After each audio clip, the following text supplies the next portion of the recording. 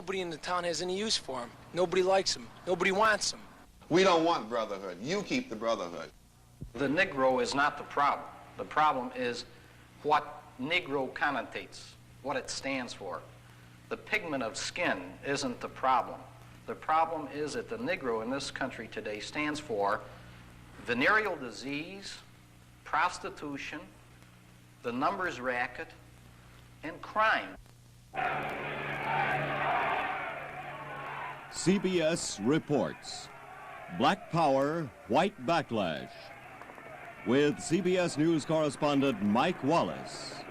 Summer 1966 was a season of revelation for the white man in the North. For the first time, he began fully to comprehend the intensity of his feelings and his fears about the black man. For years, he had watched, smug and fascinated, as the trials of the Southern black and white were played out for him like some morality play on his television screen. But he remained a spectator, only half involved. Then came summer 1966. And as riots crackled through his cities, the northern white man came to realize the depth of his confusion, his animosity, and fear. Black power was the catalyst, a phrase shouted by a 25-year-old revolutionary on a Mississippi highway. It was a rallying cry to northern blacks mired in frustration and bitterness, a cry that sounded like a threat of violence, of vengeance, to a white man fed up with racial turmoil. The violence struck not just where it was expected, in the humid ghettos of the major urban centers, in Brooklyn, Chicago, Cleveland. Americans were stunned to learn the other unexpected datelines of violence from Amityville, New York, to Menlo Park, California.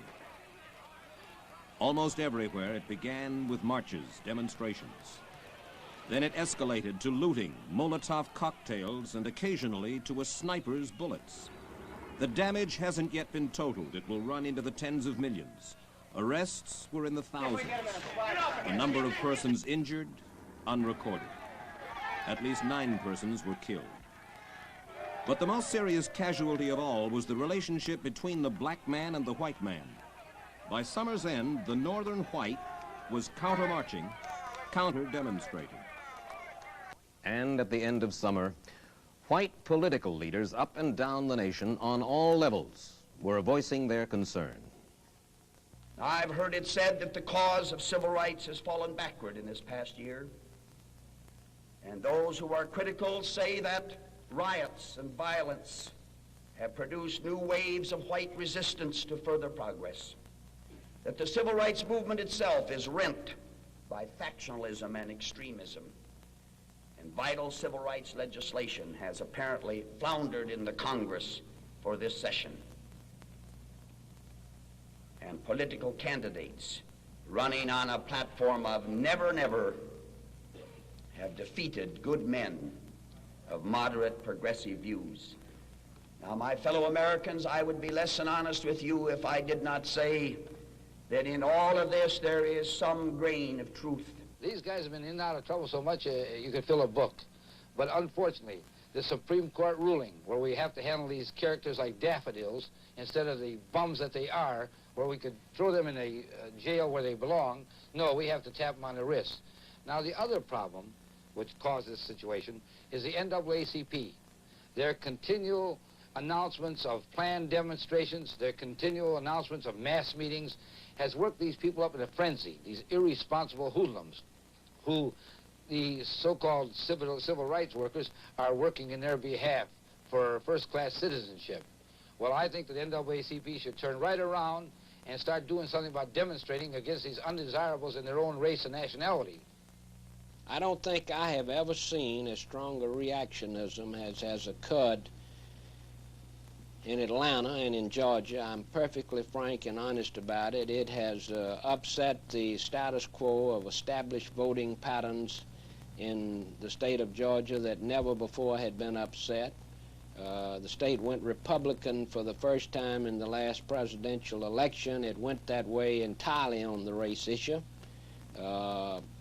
We will have major changes in the runoffs that are now coming up or in the general election this year. I wouldn't attempt to identify each one of them, but I would say that I have Unfortunately, I have never seen as strong a reaction amongst the white citizen as there is at the present time. That was Ivan Allen, the mayor of Atlanta, Georgia, a leading moderate on racial matters in his native South. He strongly favored and testified in behalf of the 1964 Civil Rights Bill. His city has long been looked on as remarkable for its progress in relations between the races. It is also the home of the national headquarters of SNCC, the Student Nonviolent Coordinating Committee. Don't be afraid. Don't be ashamed. We want black power. We want black power. We want black power. We want black power. Stokely Carmichael, a 25-year-old revolutionary born in the West Indies, educated at the best high school in New York, a college graduate with a degree in philosophy. It was here in Mississippi this summer that Carmichael, with his cry for black power, first became a national figure, and to many, a frightening one. Every courthouse in Mississippi ought to be burned down tomorrow to get rid of the dirt and hair. Now, from now on, when they ask you what you want, you know what to tell them. What do you want? What do you want? What do you want? Everybody, what do you want? That's what we gonna get. I talked with Stokely Carmichael one night earlier this month in Atlanta. He wore an African toga given him by Sekou of Guinea, a reminder, he said, of his African heritage. I think that there's a realization in this country that black power is not just a mere slogan, nationally or internationally. It is real that black people can come together and start determining for their lives how they're going to live and controlling their economic and political lives. Well, why talk about dynamite sticks if Molotov cocktails won't work? When you talk of black power, building a movement that will smash everything that Western civilization has created, when you say that black power should bring the country to its knees anytime it messes with the black man, and these are quotes from Stokely Carmichael, the picture has got to be, in the mind of white man and black man, one of a man who threatens violence. On the contrary, if you say that you have to bring the country to its knees if it messes with a black man, you're saying that the only protection for black people is that they unite. So that when one black man is touched because he's black, there's some protection for him. Now, it's obvious that that protection does not exist in this country. It does not now exist. And the only people who can have that protection are black people. And black people know that. Now, white people may not know that. So it means that you have to build a movement so strong in this country that if one black man is touched, every black man will rise up and let this country know they're not going to tolerate it. If one black man is touched. That's right, because he's black. I mean, if a black man is walking down the streets of Mississippi, down a highway with a Bible in his hand, he is shot because he is black. That's one incident. Oh, but I can name you a lot of others, and you know that yourself. In the northern ghettos, if one black man in California is driving his pregnant wife to the hospital and he is shot by a white racist policeman, I can name you more incidents. then you're saying fight violence with violence. I am saying that we must build a movement of black people that will protect ourselves so that we are willing to stop that by any means necessary. Now, I'm not concerned about the question of violence. It seems to me that that will depend upon how, in fact, white people respond. If white people, in fact, are willing not to bother with black people because they are black, then there's going to be no question of violence. When you read stories about difficulties, riots in Omaha or Cleveland or Brooklyn or Chicago or wherever, I call them rebellions.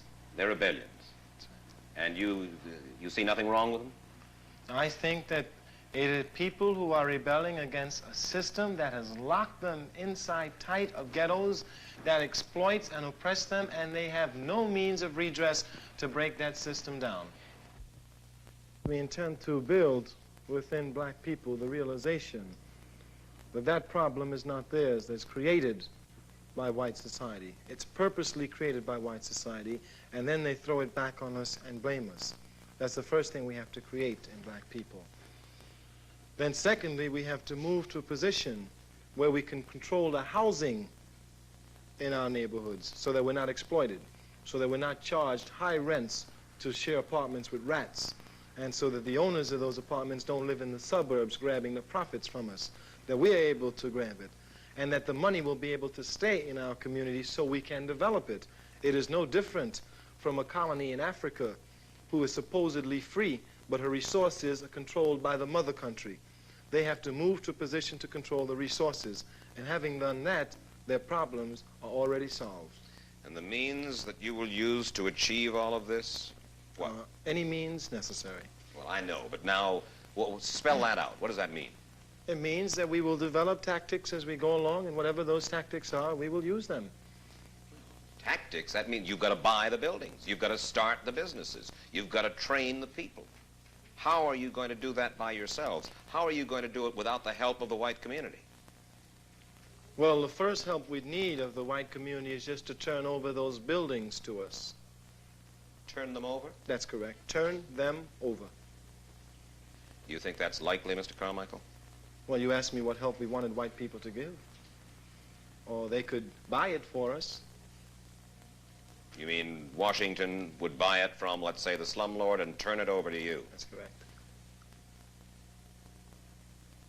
You believe really that that is the salvation of the black man?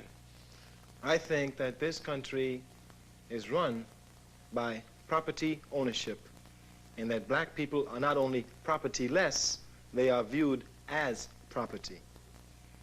And we have to move to a position of property ownership in this country so that we can bargain from a position of strength with racists rather than a position of weakness.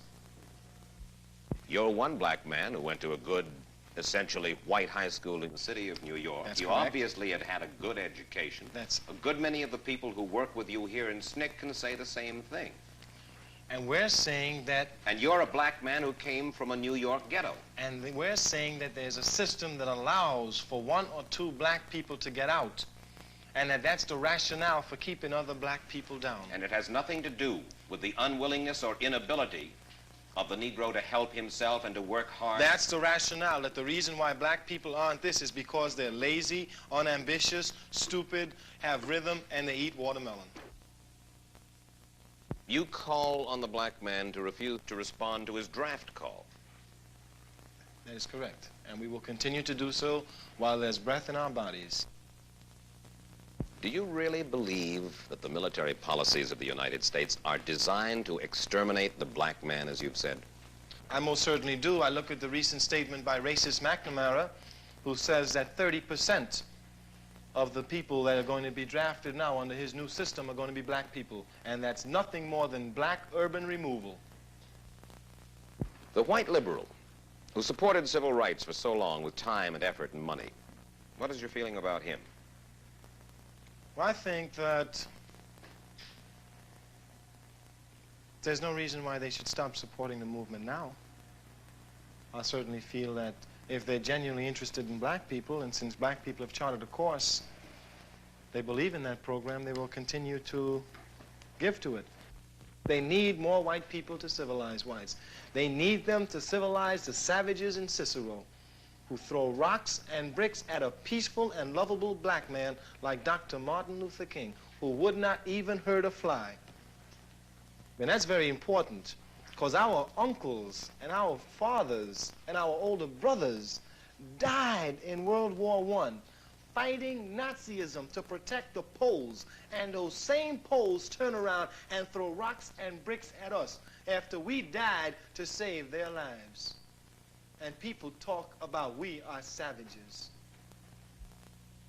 Mr. Carmichael, if you had the chance to stand up in front of the white community and say anything you desired, say to him, understand me, white man, what would you say?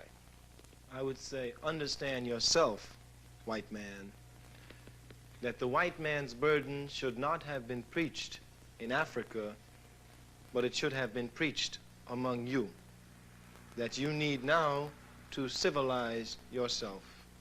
You have moved to destroy and disrupt. You have taken people away. You have broken down their systems, and you have called all that civilization. And we who have suffered at this are now saying to you, you are the killers of the dreams, You are the savages. Yes, it is you who have always been uncivilized. Civilize yourself. This young man who calls upon the white man to civilize himself had a radical effect on the civil rights movement with his cry of black power. Not only did it produce a predictable reaction in the white community, but it added to the strains within the movement itself. The 5 leading civil rights groups range from the conservative NAACP and the Urban League to CORE and SNCC, by far the most militant. Although they will not criticize each other publicly, leaders of the various groups inevitably are caught up in a popularity contest, and they are acutely aware of the need to present a public posture of militancy. This summer, Martin Luther King was on the defensive. His open housing drive in Chicago was not getting results, and so the people of SNCC and CORE began to sneer at the fruitless demonstrations and meetings held by Dr. King's Southern Christian Leadership Conference. King's people acknowledged that they needed a victory if there were not to be defections from their forces. That victory finally came when Dr. King threatened to march on the suburban town of Cicero. Chicago's civic leaders feared violence there. So, at a hastily assembled summit meeting, they agreed to some concessions, and King called off his march. Through it all, though, he had insisted that no matter what the competition from his more militant black brothers, he would never renounce his policy of nonviolence. Now, what I'm saying is this.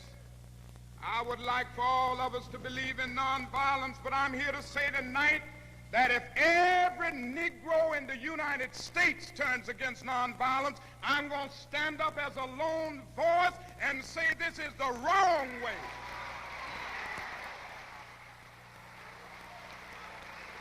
I will never change in my basic idea that nonviolence is the most potent weapon available to the Negro in his struggle for freedom and justice. I think for the Negro to turn to violence would be both impractical and immoral. There is an increasingly vocal minority who disagreed totally with your tactics, Dr. King. There's no doubt about that. I would agree that there is a group in the Negro community advocating violence now. I happen to feel that this group represents a numerical minority.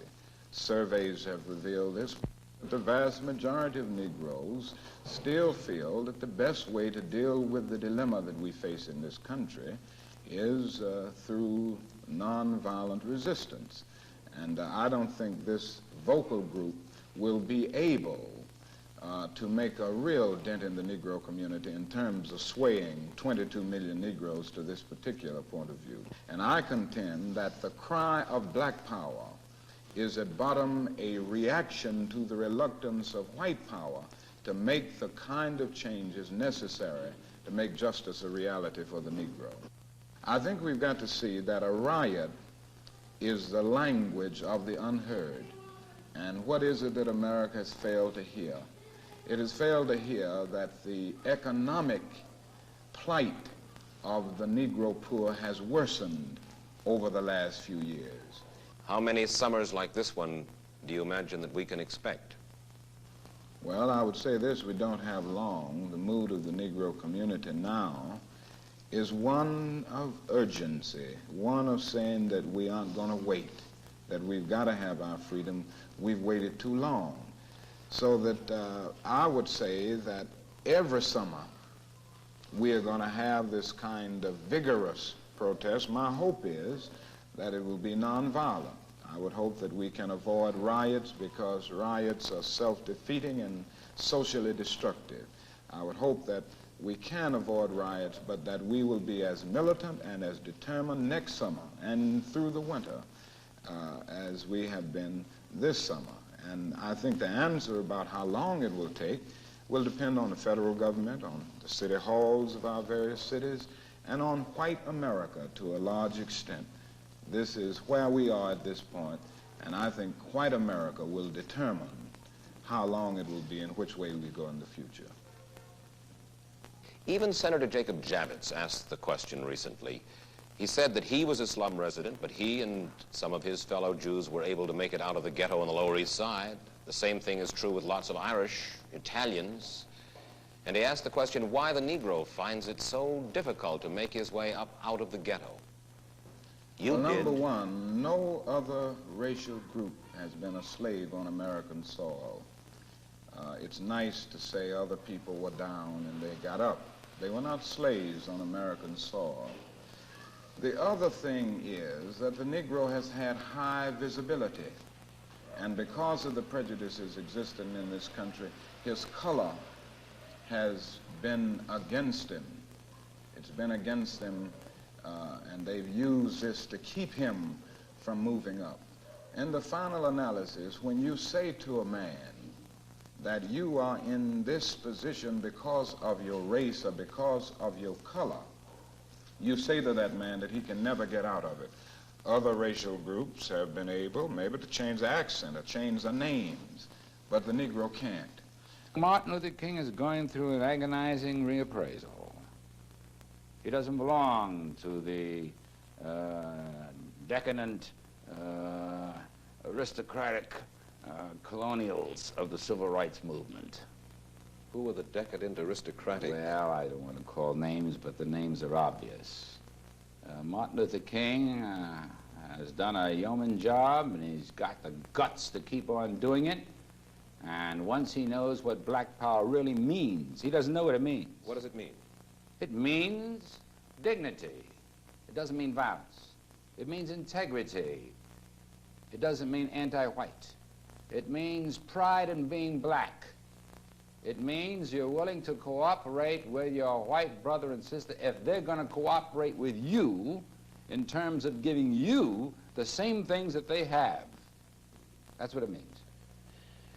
But you suggest that he might be going through an agonizing reappraisal that will wind him up where? Third phase of Black Revolution. And does that mean casting aside his principles of nonviolence? None of us have cast them aside. I don't think Stokely has either. This means that we have cast aside that we're not going to let nonviolence go all the way. That when nonviolence comes to the point of violence, we're going to meet violence with violence for our manhood. When Stokely... Not because of black power, but for our manhood, that's all. That search for what they call manhood is among the Negro male's most urgent motivations. It is especially so with the young militants. They call it their search for identity, for dignity, in a world in which they have too long been dictated to by whites. A Negro architect helped design this building, the International Arrivals Building at Kennedy Airport. Daniel Watts, a graduate of Columbia University, was making $15,000 a year working for the white architectural firm of Skidmore, Owings, and Merrill when he quit 6 years ago. He quit, he says, to seek his own black manhood as publisher and editor of a black revolutionary magazine he calls The Liberator. It is a sounding board for the angriest anti-white writers in the black community. I asked Dan Watts about the thinly veiled threat of violence in all his writings. I don't think there's a thin veiled threat of violence. I feel that at this juncture, because over a period of 100 years, the white establishment has built a barrier between the white power structure and the black community. This barrier being a wall consisting of neurotic white liberals and their house niggers that they draw from the community with their various lame-brain schemes to integrate us. The first thing that we have to do is knock this wall down forcibly in order to confront the white power structure with our demands. Who are the house niggers you're talking about? Roy Wilkins, your Martin Luther Kings, your Whitney Youngs. They do not represent the aspiration of the brother who is standing out there on 121st Street and Lenox Avenue now, who doesn't even have 2 coins to rub together. I suggest that my good white, so-called good white friends should take this civil rights that they want to give me, they should keep it and give me money and power instead. Keep civil rights? They did let them keep it for themselves. Since it's such a wonderful commodity, I think the whites should keep it and just give the black people the money and the power. Give you money and power in what form? All right, the money and power in what form? Instead of the dole, the handout, welfare, the federal government should look upon the black ghettos, the black communities, as a kind of, and you've heard this before, an undeveloped state, except this is a hostile state. Black people constituting at best 11% of the population physically are incapable, and militarily are incapable of overthrowing the United States. But we are capable of disrupting the economy of the United States. Now, when the power structure gets this into their head and begin to look upon us as a hostile force within their midst, then they will begin to deal with us on some meaningful plane. And your policy is hot summers? Hot summers, finally forcing a direct confrontation with the white power structure where we say, this is what we want. What are you prepared to negotiate now? We don't want brotherhood. You keep the brotherhood. In other words, you think that the white community eventually will try to buy peace from the Negro? They'll either do two things. Either they will try to buy this peace in terms of meaningful negotiations, or they will march us off to concentration camps led by Louis Armstrong playing We Shall Overcome and blessed by Martin Luther King as we go through the gates. See, white America still doesn't believe that black people are serious. King is just a new form of entertainment. Perhaps he doesn't shuffle his shoes the way Stephen Fetchit did, but he's still entertainment for you. Is it a fact, Mr. Watts, that in a score of major American cities there is a hard core of Negro extremists ready to fight? I think you know that probably better than I do. I do not have access to the FBI file, but you call them extremists. I rather call them freedom fighters. You think they're ready? Oh, yes, there's no question about it. I think that what happened in Watts is just a prologue. Because whites still don't believe. They still don't believe that black people mean it when they say that we want power, we want black power. They don't believe it. They still think there was somehow the other. It's very curious. It's very curious about the white mentality. You tell a white man you love him, he believes it. You tell a white man, you know, I'm getting ready to slit your throat, he just can't believe it. It's inconceivable to his psychic to believe that a black man would want to cut his throat. Now, this is part of the whites' hang-up. You know, of course, that the heavy weight of power is on the side of the law. If it comes to a confrontation, an armed confrontation, right, between you and what you call the white power structure, yeah, you people are going to lose your lives, you're going to lose what property you've put together, and you're going to lose your opportunity. Yes, but you see, Mike, we are dying today. The black boy, the black man that is shot in the back by a white policeman while he's handcuffed on the way into the station for allegedly trying to escape, that is dying. The child who is dying of malnutrition because of the oppressive economic system where the parents can't find work, that's death. So what I am suggesting that if we must die, let it be a meaningful death. If my mother and father were prepared to die the way my generation is, I think we would have been much closer toward a solution to the American dilemma of racism. Daniel Moynihan was Assistant Secretary of Labor in both the Kennedy and Johnson administrations. He is the author of the controversial report on the Negro family, unofficially called the Moynihan Report. Long a student of Negro-white tensions in the United States, he is today director of the Joint Center for Urban Studies at MIT and Harvard. I asked Moynihan about the impact of a Dan Watts and a Stokely Carmichael. Well, I would hope we would think there's something to hope for from a Stokely Carmichael and a Dan Watts. Now, they use a vocabulary that's pretty discouraging and pretty disrupting. People get excited, whites get upset. Well, they want you to get upset. And whoever met a 26-year-old social reformer who didn't want you to get upset with what he had to say to you. But the things that Dan Watts asks for are not things that a person shouldn't be asking for. They aren't things he isn't entitled to. I mean, a man like Dan Watts is a skilled, trained architect, a university man, an American citizen. All he's saying is give me and give us what is by rights the situation of any American, or if you don't, you're going to have trouble. Well, we don't need the trouble. We can give him what he's asking for. The trouble he threatens, of course, is violence. He says that he will disrupt American society if it means blowing manhole covers or possibly derailing trains or sniping or whatever until the white man comes to the bargaining table and negotiates, buys peace from the black man. All Dan Watts has said is that what's already going on is going to continue to go on, and I don't know why he isn't right. I think that he is likely to be right and likely to know more about it than I do, for heaven's sakes. Where I think perhaps he is asking for things he can't quite get is in his own feeling of there are those whites out there and they will come to bargain with us, the Negroes.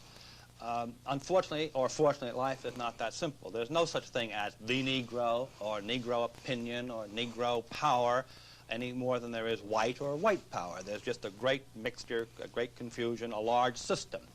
And it never comes down to neat conclusions of that kind. We will come to the bargaining table and bargain. But there isn't any doubt about one thing, which is that violence terrifies organized communities, middle-class communities. And another fact, and a sad fact of life, is that violence works sometimes. Who is closer to the dissatisfied Negro in the North? Stokely Carmichael, Dan Watts, Martin Luther King? Martin Luther King, surely. He's a much more national figure, but also he's much more in keeping with the political and moral traditions of the Negro American. Negro American is Southern in many of his antecedents, conservative in most of his politics, conservative in his religion, radical on only one point in American life, and that is the point of equality of the races, and if he's not radical about that, who's going to be? Thus, an assessment of Negro leaders, Negro attitudes. We'll hear a variety of white reaction in a moment. If there was a symbol of white anger at Negro protest in the North this summer, it was Cicero, Illinois, a town chosen by Dr. Martin Luther King as the pressure point in his open housing drive. Cicero is a town with an inferiority complex. It winces at public attention because back in Prohibition days it was notorious as the home of Al Capone, of bootlegging, B-girls, gambling. Today, it just wants to be left alone. But Dr. King had other ideas. I think Cicero in the North symbolizes the same kind of hardcore resistance to change as Selma in the South. And I think it will, in fact, eventually be the Selma of the North in the sense that we've got to have a confrontation in that community. Cicero is no stranger to racial violence. 15 years ago, a Negro family tried to move into this apartment dwelling there. An angry mob tossed the family's furniture out a third-floor window and made a bonfire that blazed 10 feet high. The National Guard had to be called in to restore order. No Negro family has tried to move in since. But late in the summer, Negroes marched on Cicero, led by militant organizations. And once again, the National Guard had to be called out to prevent bloodshed. The reaction of some of the residents of Cicero and many whites from surrounding areas was predictable. Bricks and bottles, taunts, and catcalls were aimed at the marchers. The hostility was mutual, bitter, and undisguised. The question was, why? Why Cicero? And is this the kind of reaction we can expect all across the North as Negroes press to live in white communities?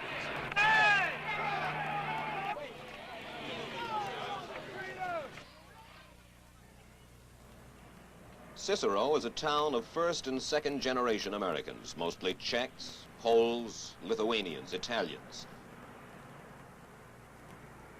Plus a late sprinkling of whites up from the United States South. Mostly blue-collar workers, hard-working, law-abiding, overwhelmingly Republican, overwhelmingly for Goldwater in the last election. Homes are built one hard upon the other, scarcely a step apart. There is little vacant land in Cicero, virtually no slum, and there is fierce pride in property. The average person out here, he's not a bank president, he's not a wealthy industrialist. He's a $80, $90, $100 a week man. Maybe now, if times are good, he's making $120. The biggest investment he'll ever make in his life is that house. That house to him means it's everything in the world for him. And when someone is going to bring down the value of that home or destroy it, or his neighbor is going to live in such a way that it may affect his property. This hits him right in the heart and in the pocketbook both, and he'll fight for it. I walked down 25th Place, an attractive, if modest, residential street picked at random. Houses worth $15,000 to $25,000. Why, I wondered, is it so important to keep Negroes from living here? As you listen to the answers, ask yourself how different is the reaction in your own community. Well, I'll tell you, property depreciates, and as Negroes move into a certain neighborhood, they'll buy one building, and there'll be a dozen families move into that building. Then you got a mess. Of course, these are just one-story, one-family buildings here. Most of them, some of them two families. So well, if they bought this building here, it's a 6-room apartment. They might have 2 families living in there. And they might put another family down in the basement, maybe 2 families down in the basement. There you're taking, have a mess there again. So it's just because you think they might be messy neighbors. That's the only reason. Oh, that's the only reason. If there was one family in one building, and they took care of their place, I don't see why people wouldn't tolerate them. How would you feel about Negroes moving in here to Cicero?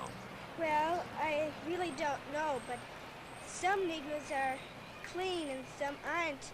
And if they move in on this block and they're clean, I would play with them. Mm-hmm.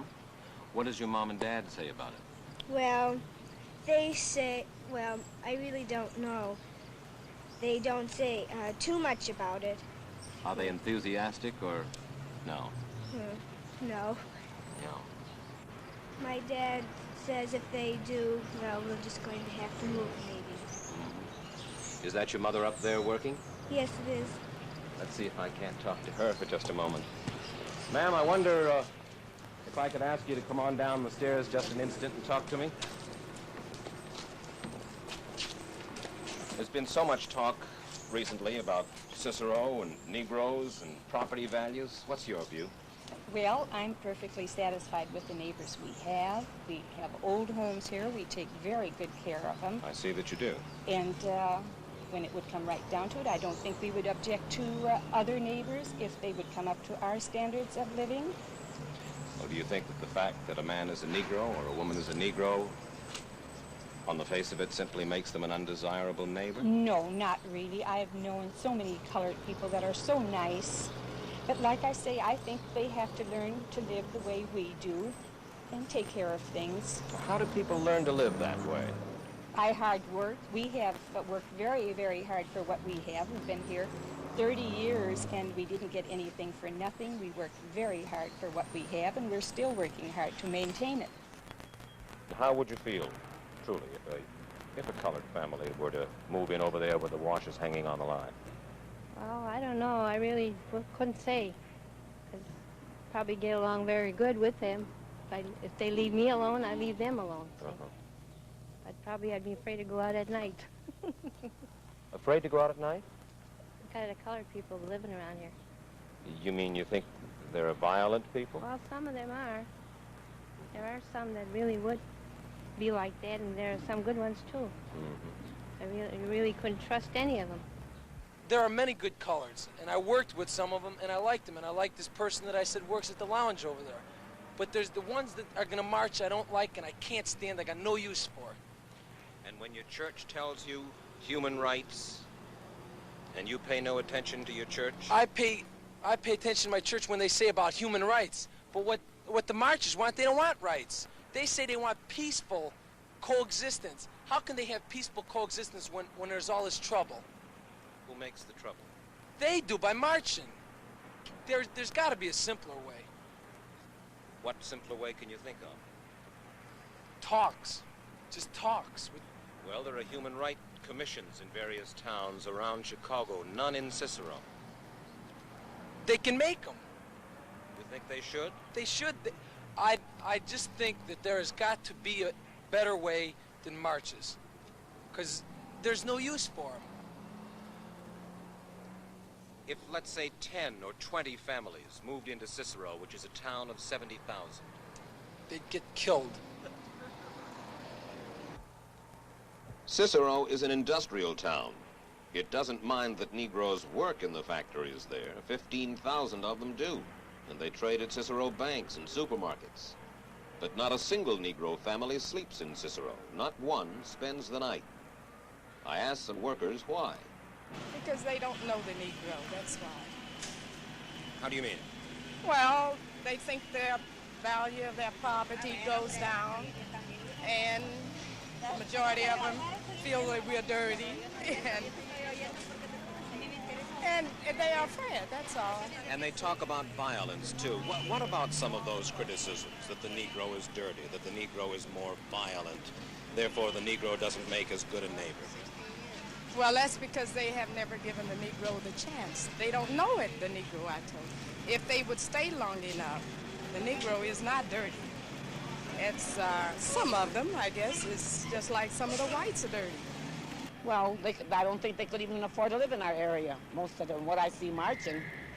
What about the people who live who work right here at Western Electric? Well, there's a lot of good ones here that work here, but still, we don't want to mix with them, to live with them. Why? You'll work with them? But I don't want to live with them. Why? Because I moved out of a neighborhood that was colored. I had to move. Everybody that lives with the colored has to move. Why? Because you're not safe walking the streets at night. You cannot leave the house. That's an illiterate statement, judging people by the colors of their skin. I think the only way that you can judge a person is according to their behavior pattern. Do you demonstrate? Do you work for Dr. King or the West Side Organization or CORE? No, I haven't had any association or any affiliation with Dr. King, but simply because I don't see where he's accomplishing anything. I mean, sure, marching, everybody know what the situation is, but what is it accomplishing? I noticed the papers the other day, he and Mayor Daley appeared, and Mayor Daley had a big smile on his face, you know, everything is solved. What's solved? What about the schooling situation? What about better living conditions? What about people's rights and justice and equality? What about those things? Nothing is solved. The situation is still the same. The man with the money rules. And who's the man with the money? The white man. Who else? The white man. Who else? The gut issue this summer in Cicero and elsewhere has been open housing. Some white men who control their own small pieces of real estate got together to resist Negro demands. Do you think we're on the right track? Will you help? Walter Douglas is Executive Vice President of groups representing 2 white neighborhoods that border on a Negro slum. The main problem is that once a Negro moves into a community, this one is any other community, once he is there, no white person will buy in that community because it is known then or labeled as a changing neighborhood. So the only available prospects will be Negro buyers. Obviously, the neighborhood is not going to integrate, it's going to inundate, and it's going to become an all-Negro neighborhood. The question is getting white people to move in to a neighborhood once the Negro has bought a home there. The rising index, and the national gross product and so forth, these people really don't understand that much. But they do understand that $14,000 home that it's taken them all of their lives to pay for, and now they're living in a community with all the facilities paid for, the church nearby, a good store, a good neighbor, and so forth, that they're going to be forced out of it. Next year, there will be riots, there will be bloodshed, because this year it was chopped off after the people that had armed themselves. Our gun shops in the southern suburbs sold out of ammunition and guns. These people are armed. One man was bragging to me that he has 25 pounds of dynamite in his garage. He's going to stop them this way. This is what they are. They are armed. They are ready. Now, they were not this summer. Next summer, it will not be rocks and bricks and bottles, but actual armed rebellion against the civil rights marchers coming into the area. And people are going to be hurt. Good people, bad people, all kinds of people. We'll hear other views from other white men, long-range views on black and white, in just a moment. Mr. Moynihan, the hate and the anger and fear felt by the white majority for the Negro minority, is it different from the reaction to the wave of Irish and Italian and Jewish immigrants who came to the United States in the late 19th, early 20th century? There are many points of similarity. I think if we remembered our history better, we would know that the reaction of the Protestant Yankee to the Catholic Irish when he arrived was very similar to that of whites reacting to Negroes now. The big fact, though, and the one that's hard to overcome, is of color. I mean, you can always somehow think you can see a Negro, but I'd like to suggest that that's not necessarily so either. Because 25 years ago in this country, if you remember, Japanese were yellow, Chinese were yellow, and the federal government discriminated against American-born Japanese as it has never discriminated against any group in our history. Yet in the intervening quarter century, the Japanese, Chinese in America have become our most educated, our most entrepreneurial, in terms of census data, as we say, our highest social economic group in this nation. And where'd the yellow go? They ceased to be colored. Hasn't the white community in the United States changed its attitude toward the Negro of Harlem, wherever Harlem is, in the last year? Yes, I think it has. There is a withdrawal of sentiment that cannot be mistaken. And I think in all candor, we have to admit to ourselves that some of the violence in the cities this summer have made it appear to many that the Negroes were aggressors. And whether they had any reason for being aggressors is another question entirely. People don't think very far beyond that point. So that the sympathy for the oppressed is not there to begin with. And you have to start dealing with much more complicated problems. How serious do you imagine the white backlash will be this November in votes? Well, the backlash, if that's the word, has already been felt. We lost the Civil Rights Act. We did not get the president's bill.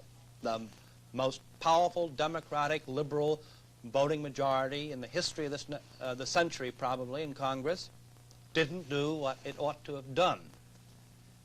And the reason it did not has been fairly clear, the withdrawal of sympathy around the country. In view of what seems to be the climate in the white community, is it possible that we simply won't make racial progress without racial violence? You could write a scenario, as the strategists say, by which the whites withdrew, by which problems got worse, for which Negro frustrations grew, which led to the whites withdrawing more and are escalating ourselves into a genuine racial confrontation in this country. You could do that. It's happened before in the world. I don't think it will happen here because in the end it's in no one's interest for it to happen. Lewis Harris is one of this nation's foremost public opinion analysts, in years gone by and again this summer. His poll takers have tested public sentiment for Newsweek magazine on all the issues involving the black man and the white man, North and South. Mr. Harris, how much of a change has there been in the northern white man's attitudes toward the black man during the summer of 1966? Mike, there have been dramatic shifts that have taken place over this summer. For example, you find that compared with 2 years ago, when you had white people split 50-50 over whether Negroes were trying to move too fast, now you find almost 3-to-1 white people think the pace of civil rights progress is too fast in this country. Well, what is at the root of the white man's change of attitude?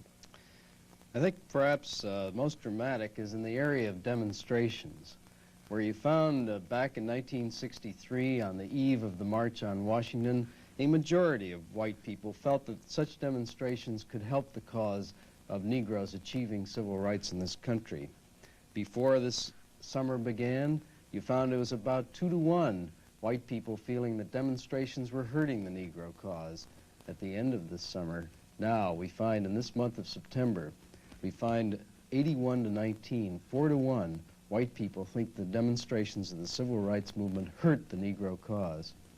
Negro violence, I suppose, has a good deal, or what is imagined, understood to be Negro violence. Well, the demonstrations, I think, would not have had this impact if it hadn't been for the fear that whites have over the violence of riots that have taken place in Negro ghettos in northern cities and, in fact, in Atlanta and some southern cities. As a consequence, back in 1963, you found that better than 7 out of 10 whites thought that Negroes were committed to nonviolence. Today, this is very nearly an even division, with just over a majority feeling Negroes aren't violent. And when you break this down by low-income people, you find that hardly more than a third of the low-income white people in this country are convinced that Negroes are not violent. Which Negro demands breed the most hostility, Mr. Harris? Well, you find, Mike, that education, whites bristle some at that, some on jobs, a little more on welfare, but most of all, where the shoe really binds and where the pinch is felt is on housing. The fear that whites have over Negroes moving into their neighborhoods is without question the deepest fear that abounds in white society today. Does the Negro himself feel strongly about open housing? Well, the Negro does. Yes, Negroes are committed 78 to 22 to integrated housing. Make no mistake about that. They are foursquare for that. And this stands in complete juxtaposition and comparison with the low-income whites who are just as fiercely, 70-30, opposed to integrated housing. So right at the level where it'll happen, in the neighborhoods, you get this clash. What about the so-called white liberal at the end of this summer? Well, there's been a dramatic shift here. Back in 1963, 2 out of every 3 white, college-educated, liberal people, mainly in the North, were in sympathy to the civil rights movement. On the eve of this summer, in May of this year, you found just about 50% of these white liberals who were sympathetic, a slippage. But at the end of this summer, it's scarcely more than 1 in 4 who feel sympathetic any longer. There's been a disenchantment among your white liberals with the civil rights movement. Do Negroes themselves support the tactics of their various leaders? And I wish that you differentiate between Carmichael and King. Well, Mike, I think it should be pointed out that Negroes support militant policies on the part of their leaders, but they make a very sharp distinction between the militancy with overtones of violence, as represented by Stokely Carmichael, and militancy with dedication and commitment to nonviolence, which seems to be the policy of Martin Luther King. And it's no happenstance that King is literally the leader of the movement, while Carmichael is neither well known nor well supported. Finally, Mr. Harris, what about the backlash in the November elections? Mike, it could be decisive in this election. It could be decisive because it can tear the Democratic Party apart at the seams in the North, where traditionally low-income whites and low-income Negroes must be on the same side. Today, they're not on the same side over civil rights. This could cost the Democrats and cost them heavily. In fact, it could have an effect in 20 out of the 45 freshman Congress seats. The white backlash issue could be the decisive issue November 8th. Thank you, Lewis Harris. There can be no doubt that at the end of summer 1966, the white man and the black man in the North eye each other with more suspicion and hostility than they ever have before. As Lewis Harris points out, even the white liberal confesses his impatience, his disenchantment. And the black moderate has begun to wonder how long he'll be able to restrain his more militant brothers, or perhaps whether he must join them. And who can say that the next summer will not be more violent than the last? The thought of open racial warfare in the United States is so far-fetched, so repugnant, as to be ludicrous to most of us. But the bitter question is how to repair the dangerous and widening breach between black and white American. Edmund Burke has said, the only thing necessary for the triumph of evil is for good men to do nothing. If the methods of the extremists, black and white, are not eventually to prevail, then the rest of the community, black and white, the vast majority, must come together now to solve this American dilemma. Mike Wallace, good evening. CBS reports Black Power, White Backlash with Mike Wallace.